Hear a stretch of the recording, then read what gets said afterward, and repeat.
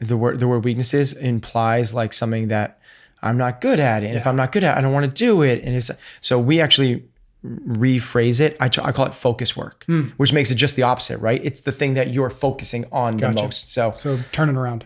We can still use the word weaknesses in this discussion. No, that's cool. But that's turning a negative into a positive. Exactly. So it's almost like playing defense versus playing offense. Yeah, and by inherently means something. It means something that like weakness, like, oh my gosh, like I would work on my weaknesses instead of like, I need my vegetables. Yeah, right.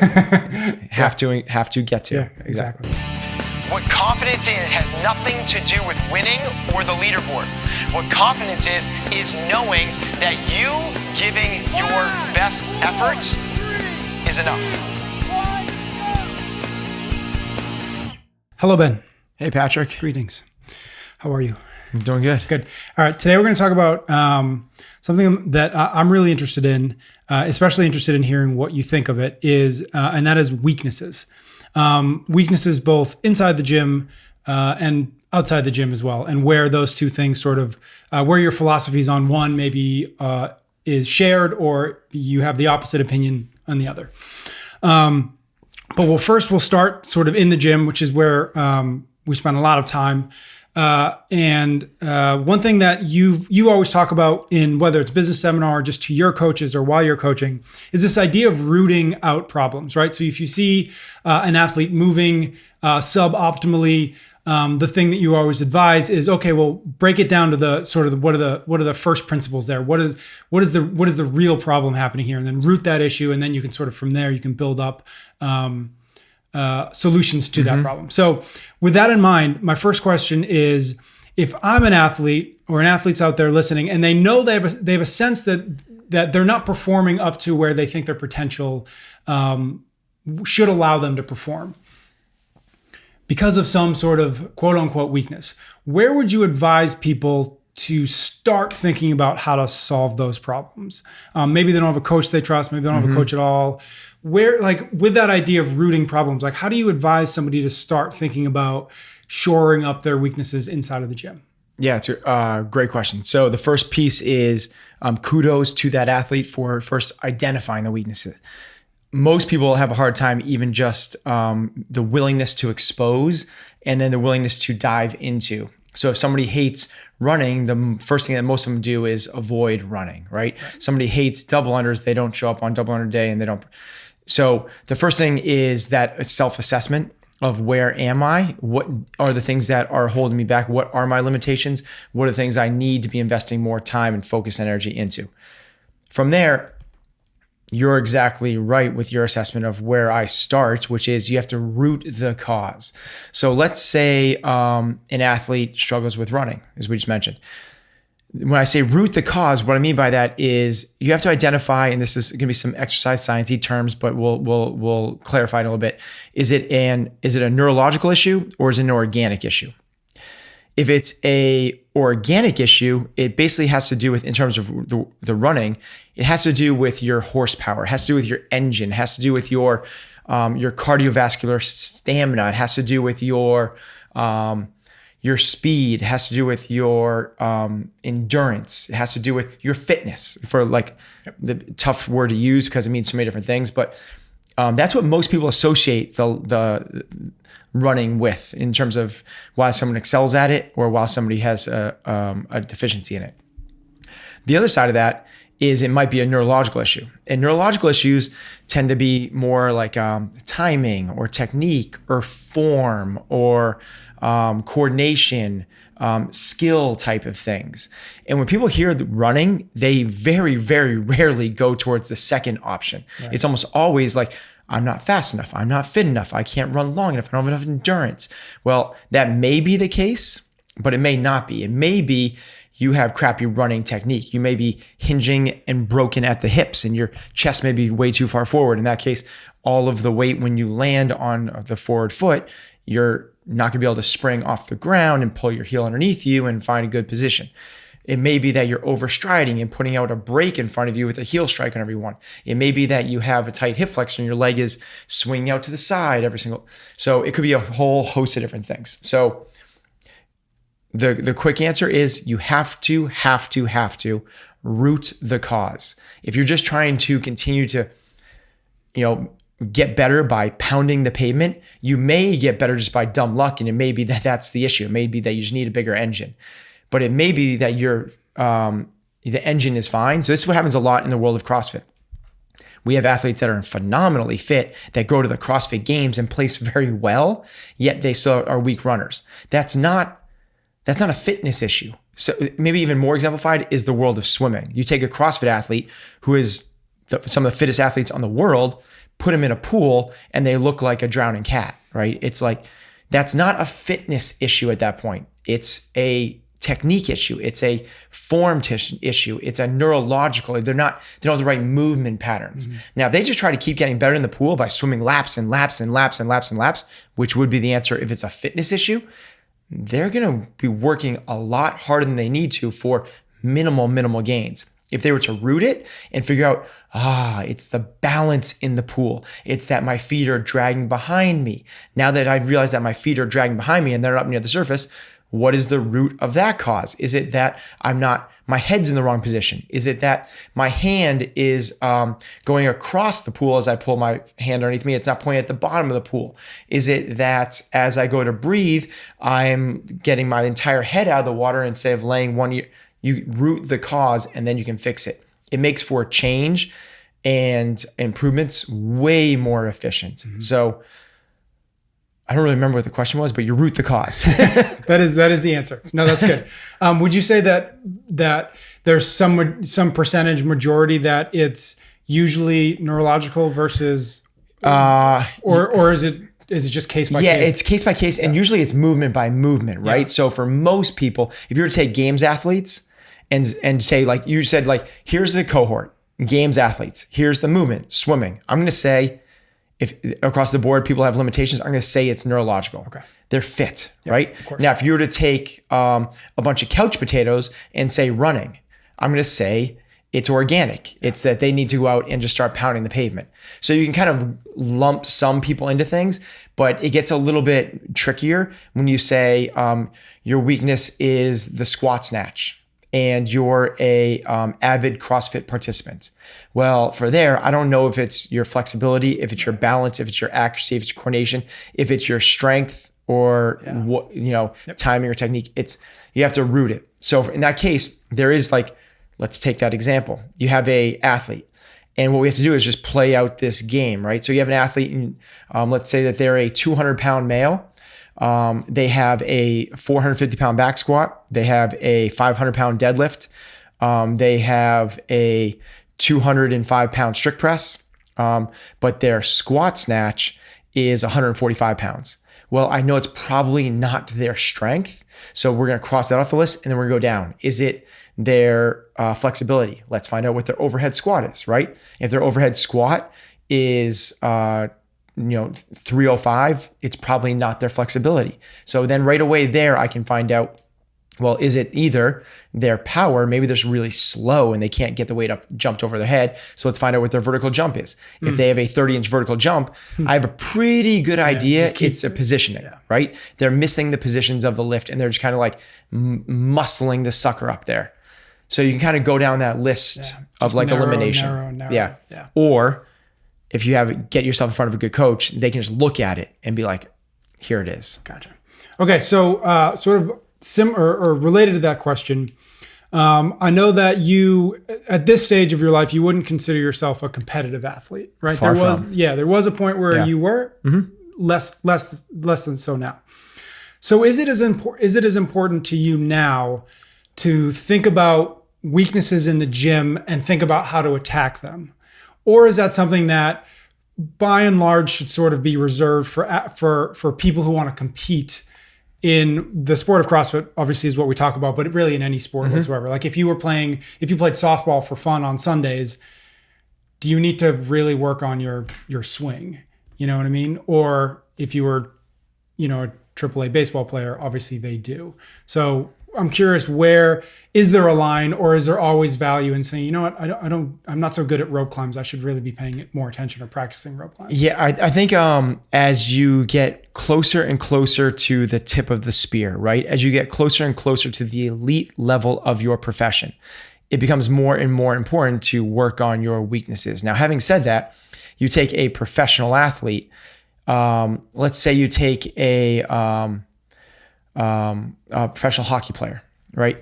And they got in the league because they have phenomenal stick handling, right? But they're not the fastest athlete out there. Well, if you work for a year, 2 years, 3 years on working on their speed, you obviously don't have the same amount of time and focus to spend on their stick handling. The last thing you want to do is work with that athlete. And this is what sports specific coaches might have a hard time. And people are so focused on identify the weakness and build it up. What you don't want to do is get to that person to where they are just above average stick handlers, and then they become just above average with speed. Mm-hmm. Now you're an average athlete. The thing that got them in the NHL, their elite stick handling, is gone. So if you are, because of the time necessary. Yeah, exactly. Yeah. Once you, so like similar is like take almost the same thing is take like an NFL lineman, and they have phenomenal hands, right? Like a pass blocking tackle. They have phenomenal hands. They can keep the person in front of them at all times, but they don't have the greatest power off the line and drive someone off the line. Well, the reason they got to the NFL is because they're phenomenal, world-class, best in the world hand speed, right? If you are like, hey, dude, let's stop working on that. Let's just work on your driving. Have them do prowler pushes and sleds and squats and explosive 10-yard sprints, and and they become mediocre at their hand speed. And they might get up to above average, but they're still below average player, and they lose it. You need to keep the tip of the spear when you're there. Whatever got you there, whatever is your elite thing, you have to keep that. Mm-hmm. Now, kind of the other side of that is, as you get towards that tip of the spear, identifying your weaknesses becomes equally as important, because if you can bring those up, you become. Now imagine if you have elite hand speed and you become a guy that can drive people off the ball. Now you're the best in the league. Like that's just how it works. It as a regular, I'll call them like GPP, general physical preparedness enthusiast, right? Like a regular gym goer. So let me back up a little bit. A person going to the gym to stave off the nursing home, to get leaner, to look better on the beach, to push off disease, to be better at hiking mountains with their friends on the weekend, fill in the blank. What they should be striving for is GPP. General physical preparedness. That is a well-rounded, all-inclusive, broad, general inclusive fitness. It's almost more, the question was, is it for the regular person like it is for it's almost more important for the regular person because you're only as fit as your weakest link. Mm-hmm. Now, when I say that, I'm not saying let's find out if you're bad at muscle ups or handstand walking or double unders, or I'm not saying like the super modal specific. I'm saying in the bigger, broader scope of it. So if you are a marathon runner, let's say you've spent the last 15 years of your life training to become an elite marathoner, but your goal is not to run to win the Boston Marathon. Your goal is, as I mentioned before, health, wellness, fitness, push off the nursing home, ... You getting from a 2:29 marathon to a 2:24 marathon is not going to improve your fitness, well-rounded overall general fitness, wellness, health at all. You could argue it might take away from it, right? Mm-hmm. Now, what might improve that is recognizing that, if I'm an elite marathoner, what is my broad encompassing, 10 components of fitness? What is probably missing? Probably some levels of strength, some levels of power, some levels of speed, some levels of flexibility, and working on those things matter. I'm not saying work on double unders, work on muscle ups, work on rope climbs. What I'm saying is the sport specific. Yeah, not sport specific. What I'm saying is that might be an avenue to get you better at those things, right? Like joining a gymnastics training facility might get you better at some body weight strength. Joining a weightlifting club might get you better at that, but I'm not saying get better at the bench press. Right.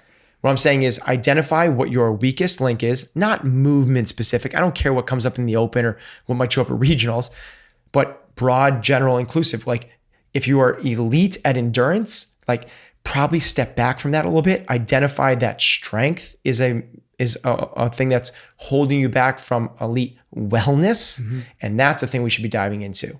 Now, and the flip side too, right? You're a power lifter and you can deadlift 800 pounds, but your goal is not to be a world record holder or anything of the like. Your goal is to live the longest you possibly can. Well, if you continuing to deadlift and deadlift and deadlift might not be as beneficial for your overall health, which is what the question was. Yeah. I think the thing to do is realize that you improving your cardiovascular endurance would probably have the greatest benefit and carry over to your overall health.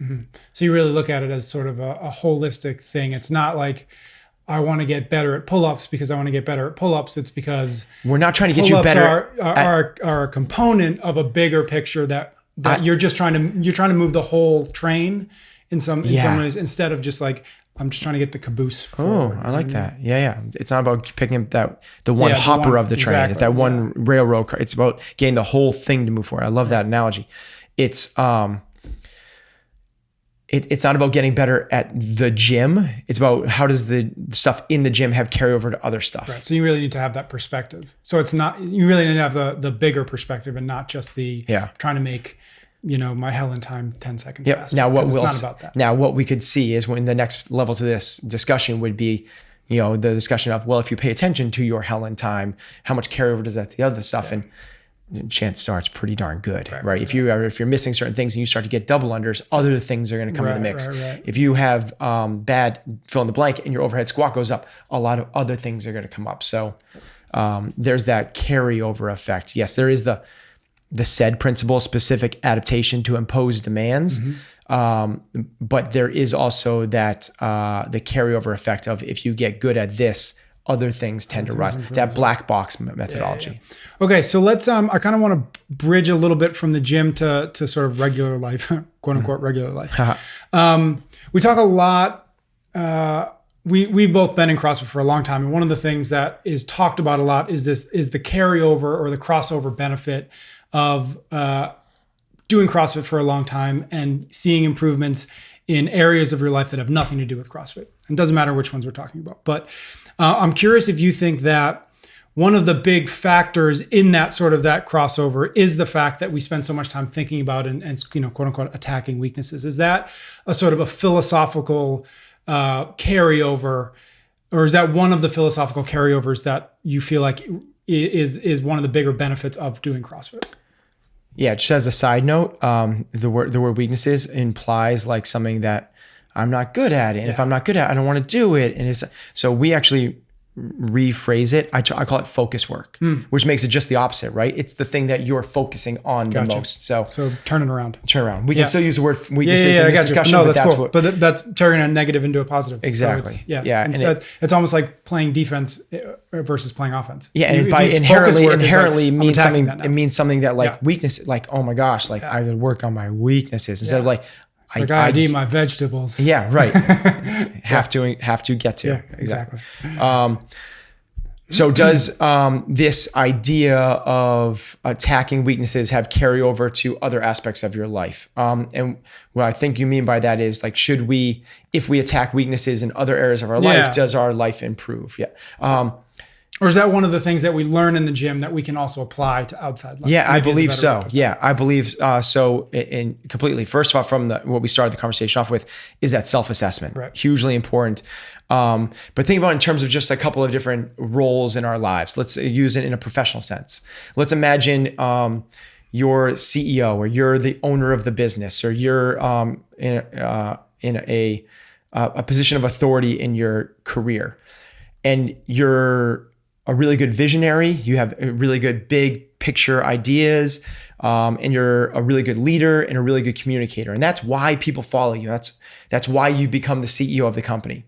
Well, that's great. That's phenomenal. But imagine that person who has great leadership skills and communication skills and is a visionary and, really thoughtful and big picture thinking, and but they lack the ability to understand financials, and they lack the experience with marketing, and they've never had their foothold on customer service, and they have no idea how to check out a balance sheet or or operations, or how to understand, inventory. Like, obviously that's going to hold that CEO back tremendously. Now, what put him in position, much like the elite athlete, is his visionary capabilities and his leadership and his communication. We don't want to step back from that, but continuing to hone on that. This thing is double down on your strengths. I believe on that. I think you want to continue to put yourself in the positions where you are going to be asked and your roles and responsibilities are in line with those things. But you're obviously going to be limited by your understanding of customer service, operations, the supply chain, and all the rest. So you working on honing up your weaknesses there, understanding some financial and how to read or anything else would certainly help. Or let's take it another kind of the opposite of that. Imagine like in your relationships. If you you're married and you have you've been with someone for a long time, but you still, after you're not seeing eye to eye with that person. Well, if you are really good, there's this, I forget who wrote it, but there's this like the 5 languages of love. Are you familiar with it? No. So I'm probably gonna forget some of these, but it's things like physical touch. There's gifting. There's saying nice things. There's spending time. I think that's 4 of them. I'm probably gonna miss one. But let's say that you grew up and you were you saw value in gifting. So someone gives you a gift. It doesn't matter how the monetary. It's like what that means is they were thinking about me. Because they were thinking about me, they went out and created this, made this, bought this, and are giving it to me. That means they care about me. But your spouse is more in line with actually words of affection. Yep. Unless you say to the person, wow, you look so nice in that tonight, or thank you so much for coming and picking me up. You're always on time, or I love you. Like words of affirmation. If you're only into the way you do things and your strengths, my strengths are I think about other people and I buy them gifts, and you need to branch out. Now, if you got better at the other 4, you're obviously going to have a better relationship regardless of which one they are. Now, obviously, in this scenario, the best way is to have a understanding of your spouse. Which one are they? And lean hard in that one, regardless of which one you are.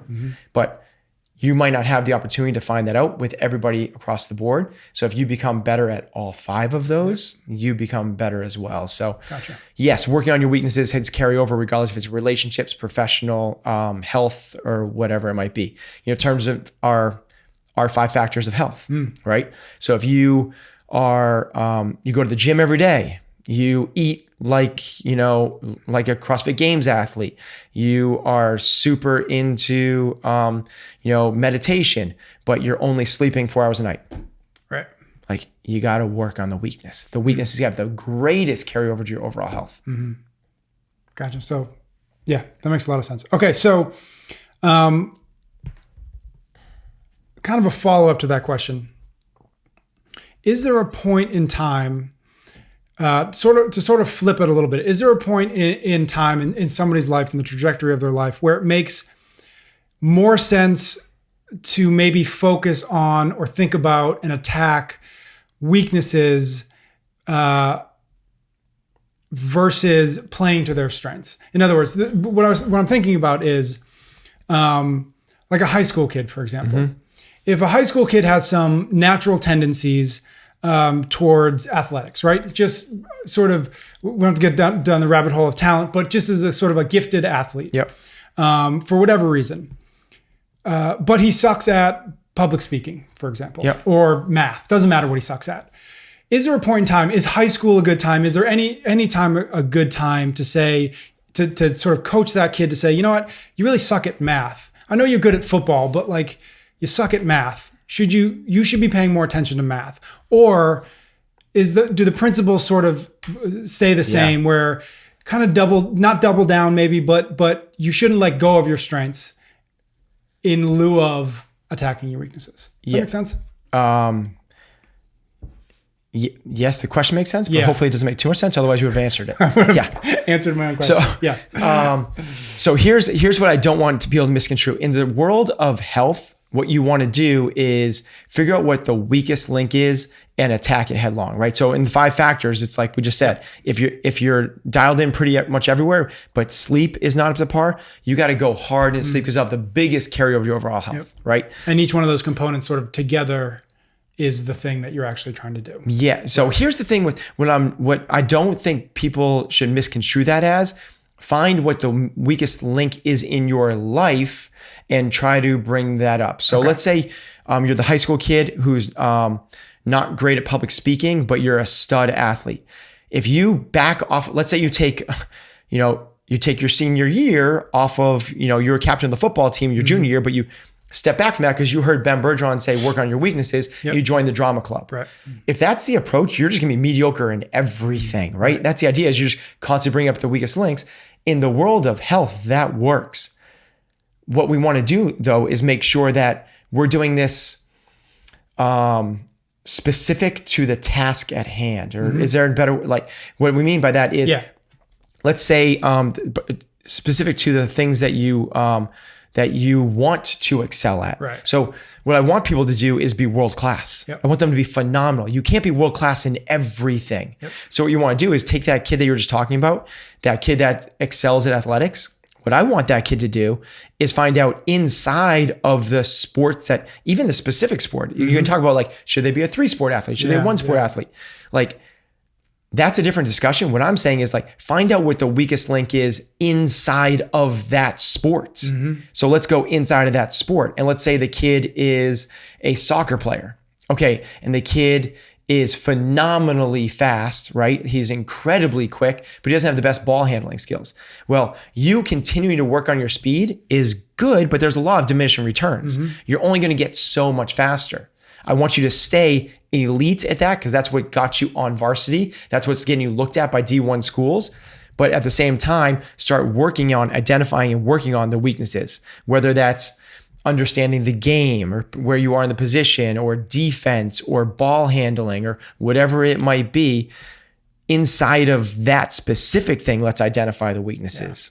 So it's not take the athlete and have him do drama, take the athlete and have him do chess, take the athlete and have him do student council and public speaking. And what we're going to end up there is a bunch of really well-rounded kids that nobody excels at anything. And then you have a bunch of kids that you're average. You're really well-rounded, and that you could argue that positions them really well for anything in the future, but they're not going to be exceptional at anything in the short time. There's the argument that broad, big, huge base builds it for a pyramid later. But if we're saying that, we're looking for, most of these kids, are looking to get into schools, college, it's so ultra competitive. You have to excel at something. I don't want a kid that did a semester of yearbook and student council and chess club and fill in the blanks till the list is 30 things long. I want the captain of 2 sports and the kid that got straight A's. Yeah, I think that the distinction that you made is really interesting. The one of, like, there are rules for health where you want to be broad in general, and then there's sort of rules for everything else where it actually is more advantageous if you are better at one or business. 2 things. It's better if you're better at one thing, right? Like, absolutely. Double down on your strengths in business. If you are awesome at public speaking, get a podcast, get a camera in front of you, get in front of groups, right? Like, that should be your mojo. That should be your thing. If you're really good at writing, don't be the guy in front of the camera. Like, that makes no sense. Like, you're just because you feel like you should be better at it. Double down on your strengths. Like, become a niche of a niche of a niche. Become, like, more and more narrowly focused. That'll expand your audience as opposed to trying to get them everywhere. You're going to get nobody.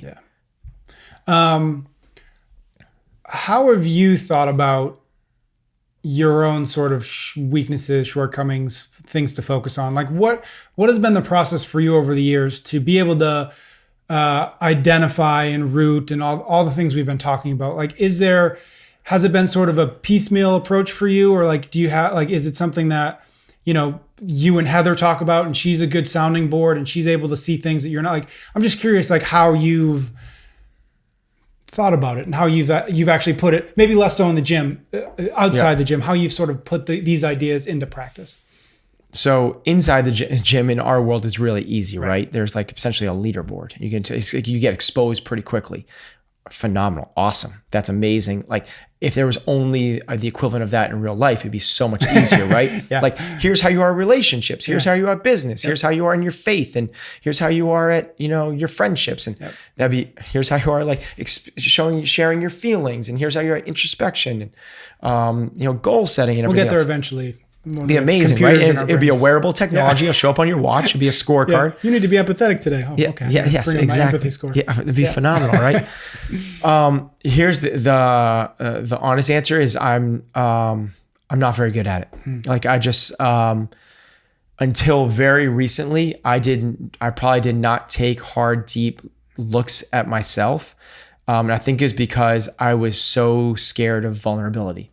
I was the guy that I grew up in a world that, in the home life, it was perfect picture, that type of thing. I think I've talked about this before where we have a perfect family. It's supposed to look perfect. And because of that, anything else is not matching up and it's pushed aside. And I want to say it's like, it's not like bottle it up. Little Benny and you never let it show, but it was just like, I was a little more of a fixed mindset than a growth mindset, right? You have these certain traits that you're born with, these certain skill sets, and that's where it is. And it wasn't really, probably until I read Mindset by Carol Dweck, right? Or is that, I always get those Grit. Duckworth is Grit. That really was like, whoa.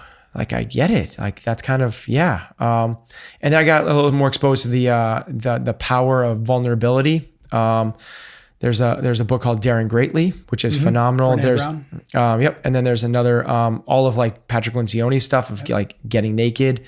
That when I became more aware of the power of marrying Heather, who's probably the most vulnerable person I've ever met on the planet. She has a blog called HB, Heather Bergeron Unfiltered, which is just like her spilling her guts every day about everything that's like, basically the theory behind it is like everyone trying to live a perfect life. Life is not perfect. Here's the messiness. Here's where our family operates. And that was like the exact opposite of the way I grew up. Yeah, I can imagine. Like, holy crap. So that kind of like opened the doors for me a little bit. That's kind of like the broad thing that kind of like allowed me to get towards this thing. And then the more specific, actionable, tactile, like process-driven things that driving in the car without the radio, thinking a lot about everything, but from business to programming to my athletes to what I want to accomplish in my life to who am I, solitude in general, whether it's in the shower, going for walks, again, driving in the car without the radio on, allows you the opportunity to like, who am I?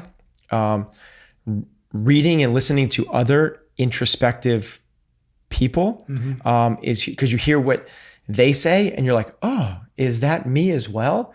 That's been really powerful for me. So listening to like Tom Bilyeu's impact theory, he's so introspective. Like, this is who I am as a person. Reading things like Viktor Frankl's Man's Search for Meaning. This is what he's doing, what his purpose is in life, and what is mine. And then with my best friend Derek Muhammad, kind of like going through this, kind of like, what are our values? Who am I? What do I want out of this life? And kind of reviewing those on a weekly, daily / quarterly process forces you into at least, maybe it's not what am I bad at, but it's what's important to me. And if this is important to me, should I be working on this because it's not who I am? Or is this a strength of mine? I should be doubling down on it. So for example, like family is hugely important to me and it always has been, but my actions did not follow what I was saying at all for a very long time. I was very work centric. And I would say family first and family is so important to me. But I would look at my day to day and my week to week and it was not lining up. And I just came across this Nick Saban quote. I'm researching a lot about Alabama football right now. And it was, I can't hear what you're saying because your actions are speaking so loudly. I love that. Like, I can talk about family first, but if I'm coming home at 6 o'clock and after I spend 15 minutes saying hi to my family, I pop up on my computer. and then I'm doing text messages, and I'm not involved in the nightly process of putting the kids to bed. And once Heather goes to bed, I'm up doing work and programming. That is not, and on weekends I travel for seminars. That's not family first. Right. Like I can talk about all I want. Yeah. So I look at my day to day, and you change that up and identify where my weaknesses are. It's okay. And a lot of that's Heather, like, BS factor going up, and calling me out on it. Thank God. Having difficult conversations, her being, and they hurt real bad when she says it, because I'm a family first guy. Right. She says, you come home and you're on your computer. And of course my defenses go up immediately. Right. But then looking at it with some perspective, and changing it up and like, okay, now I'll be home. And once I get home, no phone, no computer. Yep. That's very different. When I look at my calendar year, it's okay. Weekends are for family. It's like, okay, that's very different. It's okay. If you're gonna go to the CrossFit Games and spend 10 days away from the family, the next 2 weeks, and you have to schedule some other stuff to fill that up and equal it out. It's an accountability factor for sure that, it's, so whether it's spouse, reading, friends, or your own personal solitude times, there's some tactile things I've used. Having said that, I would say one of my weaknesses, if that's what the whole thing about, is that self-assessment.